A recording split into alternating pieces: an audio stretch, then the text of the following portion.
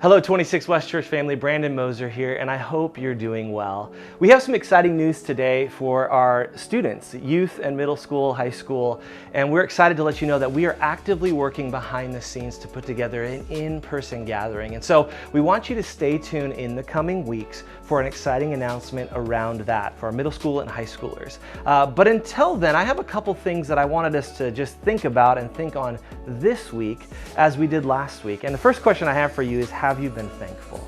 Have you been thankful for all that God has given you? Have you taken moments this week to say, God, thank you for this, thank you for that? I guarantee if you do, it will change your heart around everything that you have, everything that you do. And even though it's a difficult season, being thankful is a key part. We also talked about being joyful and remaining joyful in all things. And so, have you been joyful this week? Have you chosen joy over sorrow? Have you chosen joy over difficult moments in life? If you have, kudos. I applaud you for doing that because it's an important part of following Jesus. But two other things that stood out to me last week as I was reading 1 Thessalonians chapter 5 were this. And if we go to chapter 14 or chapter 5 verse 14, in the second half it says this: encourage those who are timid. Take tender care of those who are weak. Be patient with everyone. And so a couple questions I have from that is, have you been patient this week?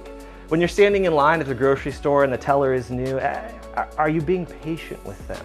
Are you giving them grace in this season? Are you encouraging the timid, maybe those that are less fortunate? Are you helping the weak? A lot of you have asked in the past weeks, how can we help? How can we serve at the church? How can we serve those in need? And unfortunately, we don't have a lot of practical ways just due to stipulations and regulations in terms of social distancing, but there's ways that you can serve the very community you live in. And we've talked about this a lot throughout the pandemic, but go across the street and talk to your neighbor. Is there an elderly couple that you can go grocery shopping for? Can you encourage the timid by saying to your neighbor, hey, I'd love to grab a cup of coffee with you and just sit in our front yard and get to know you a little bit better? If you haven't, those are just some practical ways that you can serve people in need. And they may not have a physical need or maybe a financial need, but maybe they just need conversation and connection. So I would encourage you to do that. The second part of this that I wanted to point out today was last week we talked about always being joyful and being thankful in all circumstances, but right here it says never stop praying.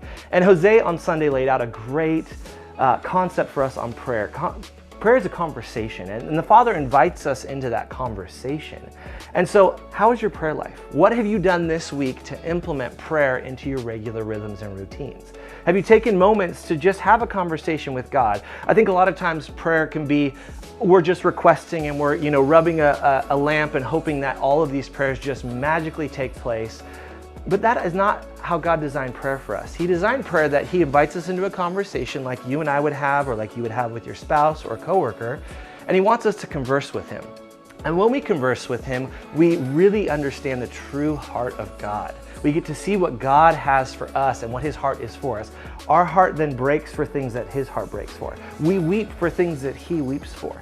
And so this week, as you take time, as you quiet yourself, I would encourage you, take moments to have conversations with God, whether it's in your car, whether it's in the shower in the morning, or before you even get out of bed, having a few moments just to have a conversation with God. It's super important, and I believe you will be blessed by what you receive on the other end. I can't wait to be with you guys again in person. It's been too long, and even though we don't have an end date yet, we look forward to seeing you every Sunday at 10 a.m. online where we can chat together. This week is a special week for us, so we're hoping you tune in. Dr. Gary Brashears is going to be here. He's a professor of theology at Western Seminary, and he has some really cool things to share with us for a two-part series that's kind of separate from the way of Jesus. So we hope you can tune in with us at 10 a.m. on Sunday morning, 26westchurch.org. I love you guys, and I hope that you walk with Jesus this week.